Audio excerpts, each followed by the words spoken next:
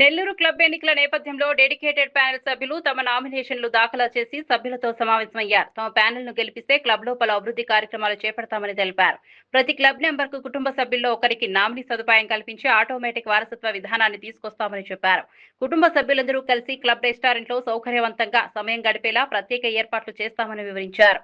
Club నిర్వహణలో పారదర్శకతకు ప్రాధాన్యమిస్తామని, సభ్యులకు మరిన్ని సౌకర్యాలు అందుబాటులోకి తీసుకొస్తామని తెలిపారు. ప్రస్తుతం ఉన్న కమిటీ నిర్వహణలో జరుగుతున్న కొన్ని అవకతవకలను కూడా ప్రస్తావిస్తూ సభ్యుల ప్రయోజనాలే తమ లక్ష్యమని చెప్పారు. రాజారామ్మోహన్ రెడ్డి మాట్లాడుతున్నాను. నెల్లూరు క్లబ్ డెడికేటెడ్ ప్యానెల్ తరఫున నేను సెక్రటరీ అభ్యర్థిగా కంటెస్ట్ చేస్తున్నాను. నాతో పాటు ప్రెసిడెంట్గా శివకుమార్ రెడ్డి గారు, ట్రెజరర్గా శ్రీధర్ రెడ్డి గారు, వైస్ ప్రెసిడెంట్గా దయాకర్ రెడ్డి గారు, ఇంకా మా ఈసీ నెంబర్లు 7 ఈసీ నెంబర్లు కలిసి మేము ఒక ప్యానెల్గా అనుకొని నెల్లూరు క్లబ్కి సేవ చేయాలనే ఉద్దేశంతో మేము ముందుకు వచ్చాము. ఈ క్లబ్లో ప్రథమంగా మేము అనుకున్నది ఏంటంటే ప్రతి మెంబర్కి న్యాయం చేయాలనే ఉద్దేశంతో ఒక స్కీమ్ తోటి బయటకు వచ్చాము మేము. ఆ స్కీమ్లో ప్రతి మెంబరు ఒక నామినీని పెట్టుకోవచ్చు. ప్రతి మెంబరు నేను పెట్టుకోవచ్చు, మీరు పెట్టుకోవచ్చు, అన్న పెట్టుకోవచ్చు, ప్రతి ఒక్కరూ నాకు ఓటేసిన వాళ్ళు పెట్టుకోవచ్చు, ఓటైన వాళ్ళు కూడా పెట్టుకోవచ్చు. తర్వాత ప్రతి మెంబరు చనిపోయిన తర్వాత కంటిన్యూషను వాళ్ళ వారసులకి మెంబర్షిప్ ఆటోమేటిక్గా ట్రాన్స్ఫర్ అయ్యేలాగా, ఫ్యామిలీలో ఒకరికి ట్రాన్స్ఫర్ అయ్యేలాగా నేను మేనిఫెస్టోలో పెట్టాను. అదేవిధంగా నెరవేరుస్తాను. మెయిన్గా చెప్పుకోవాలంటే మనకు అసలు లేడీస్ వస్తే మన క్లబ్లో ఉండేదానికి, నిలబడేదానికి, కూర్చునేదానికి, పిల్లలు వస్తే ఆడుకునేదానికి ఏమీ లేదు వాళ్ళకి. అందుకని ఒక ఫ్యామిలీ రెస్టారెంట్ ఒక దాన్ని పెట్టాలనుకున్నాం. మేమంతా అనుకొని, మా కమిటీ సభ్యులు అందరం అనుకొని మేము అనుకున్నాం, దాన్ని పెడతాం. తర్వాత షటిల్ స్టేడియంకి ఏసీ అడిగారు, ప్లేయర్స్ అందరూ కలిసి నన్ను అడిగారు, ఏసీ అడిగారు. అందరికీ సమ్మతించేలాగా ఏసీ ప్రొవైడ్ చేస్తాం. ఇకపోతే ఈ క్లబ్బు అకౌంట్ అడిగితే అకౌంట్ మేము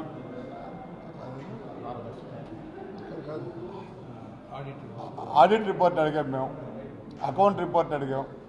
ఎంత ఉంది, ఇప్పుడు బ్యాలెన్స్ ఎంత ఉంది, ఖర్చులు ఎంత అయినాయో రిపోర్ట్ అడిగాం. ఇప్పటికీ ఇవాళ 6 రోజులైంది మేము అడిగి.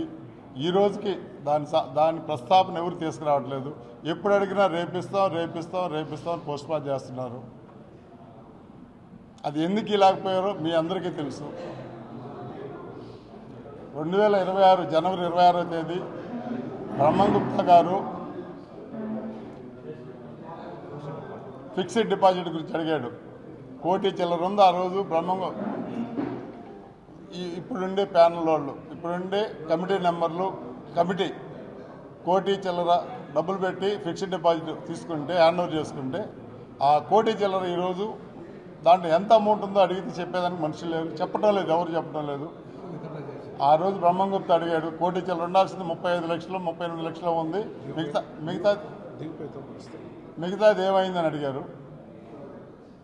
అప్పుడు సెక్రటరీ గారు చెప్పిన సమాధానం ఏంటంటే, ఆగస్టు 15వ తేదీ లోపల మేము దాన్ని ఫుల్ఫిల్ చేస్తాం. మేము ఎంత అమౌంట్ మేము ఫిక్స్డ్ డిపాజిట్లో తీసామో ఆ ఫిక్స్డ్ డిపాజిట్ అమౌంట్ అంతా మళ్ళీ మేము రీఫిల్ చేస్తామని చెప్పారు. ఈరోజు అడిగితే ఎవరు సమాధానం చెప్పడం లేదు. కనీసం మీ ద్వారా అయినా చెప్తారండి, మీ మీడియా ద్వారా అయినా చెప్తారండి, మీ మీడియాకి తెలిసిన తర్వాత అయినా దాని మీద చర్య తీసుకుంటారని నేను భావిస్తున్నాను.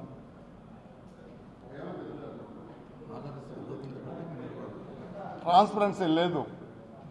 ఏదైనా అంతకుముందు సెక్రటరీ ఉంటే ప్రతిదీ రూమ్లు ఎన్ని రూములు బుక్ అయినాయి, ఎన్ని రూములు ఖాళీ ఉన్నాయి లెక్క వచ్చేది.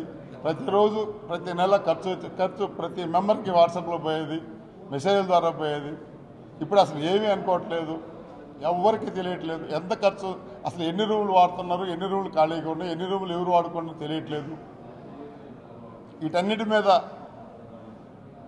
మేము స్పందించి మా సభ్యులందరూ దీని మీద ఒక నిర్ణయానికి వచ్చి మనమన్నా దీన్ని ఎట్లా అయినా సరే దీన్ని అభివృద్ధి చేద్దాం అనే ఉద్దేశంతో ముందుకు వచ్చాం.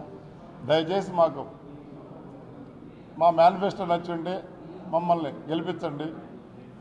ఒక్కటే మనవే నాది, మీరేసే ప్రతి ఓటు 1900 మెంబర్లకి 1,70,000 రూపాయలు మీరు గిఫ్ట్గా ఇచ్చినట్టు అవుతుంది.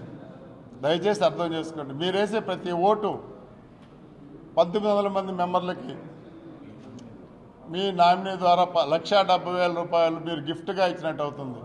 మీ ఒక్క ఓటే 17,70,000 రూపాయలు ప్రతి నెంబర్కి ఫ్రీగా మీరే గిఫ్ట్ ఇచ్చినట్టు. దయచేసి అర్థం చేసుకోండి మమ్మల్ని.